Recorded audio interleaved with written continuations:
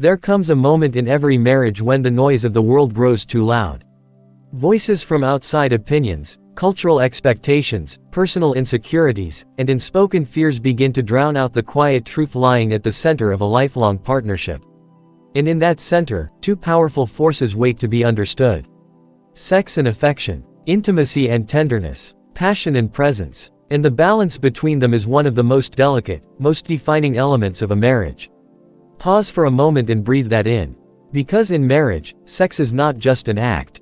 And affection is not just a gesture. They are languages. They are bridges. They are forms of communication that often speak louder than words.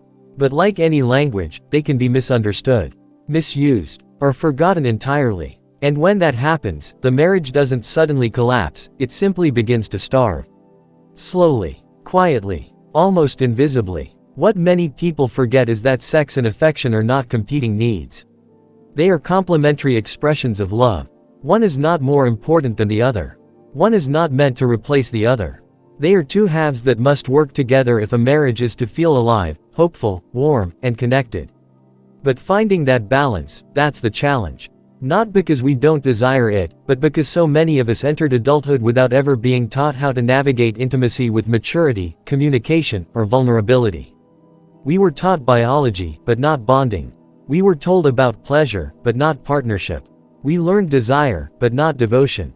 And now, in marriage, we are asked to figure it all out, sometimes while carrying childhood wounds we never healed, insecurities we never admitted, or fears we never named. But you are not alone in that journey. Every couple walks through this. Every married person has moments of confusion and frustration. And those moments are not signs of failure. They are invitations to grow. Think about what sex symbolizes in marriage. It is closeness. It is trust. It is surrender. It is the moment two people decide to meet each other with nothing to hide and nothing to fear. It can be passionate, it can be gentle, it can be playful, it can be healing.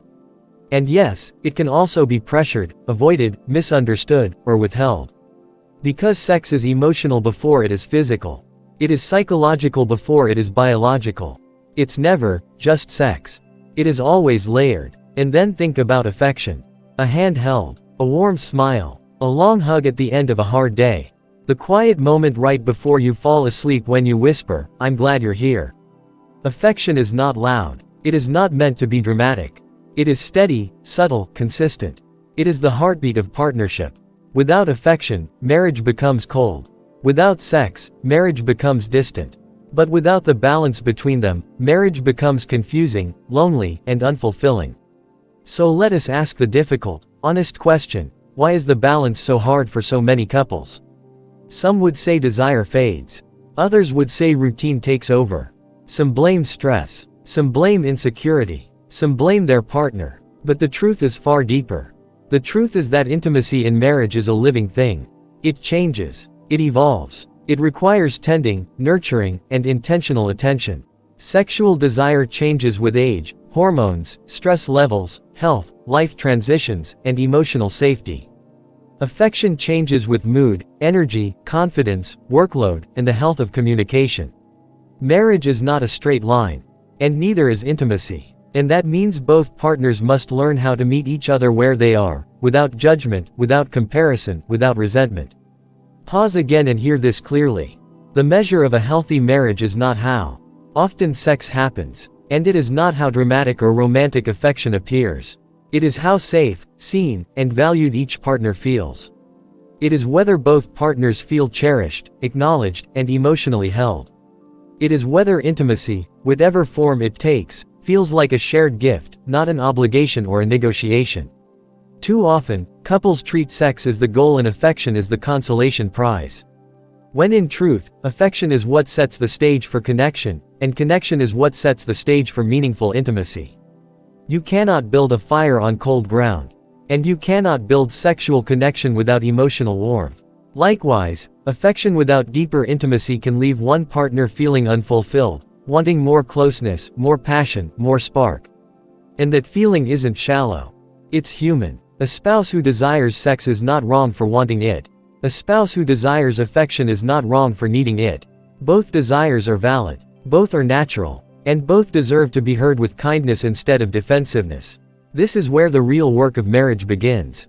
Not in blaming, not in avoiding, not in comparing your marriage to the highlight reels you see online, but in sitting down with the person you promised your life to, your partner, your confidant, your teammate, and saying, let's understand each other better. Because when intimacy becomes a struggle, it's rarely about the act. It's about everything surrounding it. Emotional tension, miscommunication, unspoken resentment, lack of confidence, feeling unseen or unheard, stress that hasn't been shared, exhaustion that has built up. When life starts weighing heavily, intimacy becomes one of the first casualties. But here is the good news, it can also be one of the first paths back to connection. Ask yourself, when was the last time you reached for your partner's hand without expecting anything in return? When was the last time you offered affection just to say, you matter to me? When was the last time you spoke honestly about your needs, not to criticize, but to share? And then ask, when was the last time you listened to your partner's needs with curiosity instead of defensiveness? When was the last time you made space for their desire, their exhaustion, their hopes, their fears? Real intimacy begins with understanding. Sex deepens when affection is genuine. Affection strengthens when sex is meaningful. Both feed each other. Both lift each other. Both require each other. But perhaps most importantly, both require effort. Effort does not mean pressure. It means intention. It means taking the time to learn your partner's emotional world. It means asking questions like, what makes you feel loved? What helps you feel desired? What helps you trust me more deeply? What helps you feel emotionally safe? What do you need that you haven't known how to say? These questions open doors. They soften hearts. They build connection. And connection builds balance. In marriage, balance is not something you find once and keep forever. It is something you create again and again throughout the seasons of life. Some seasons will be full of passion. Some will be full of gentle affection. Some will be quieter. Some will be more vibrant. And that is not failure.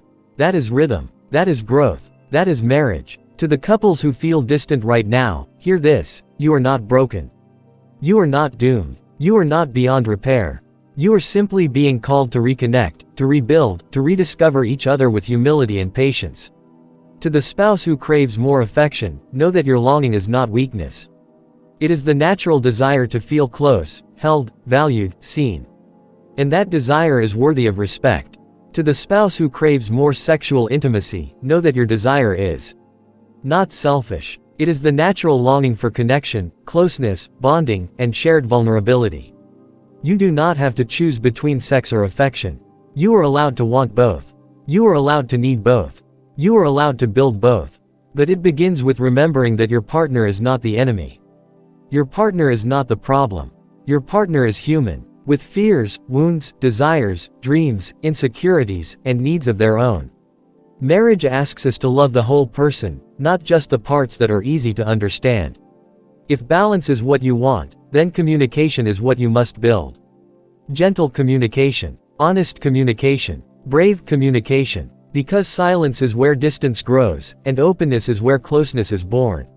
Sometimes the most healing thing you can say in a marriage is simply, I want to understand you better. Sometimes the most healing thing you can offer is presence. Sometimes the most healing thing you can practice is patience. And sometimes, the most healing thing you can do is forgive your partner and yourself. Marriage is not about perfection. It is about connection. It is not about constant passion. It is about steady devotion. It is not about pretending you don't have needs. It is about expressing them with love and listening with compassion. The truth is, sex and affection are not mysteries. They are mirrors. They reveal what is happening beneath the surface. They show where a marriage is thriving and where it is hurting. And when one is missing, it is a sign, not of failure, but of a need unmet. Do not shame the need. Explore it. Do not ignore the discomfort. Share it. Do not settle for survival when your marriage was meant for connection. There is beauty in trying again. There is strength in being vulnerable. There is hope in every small effort to reach your partner with tenderness.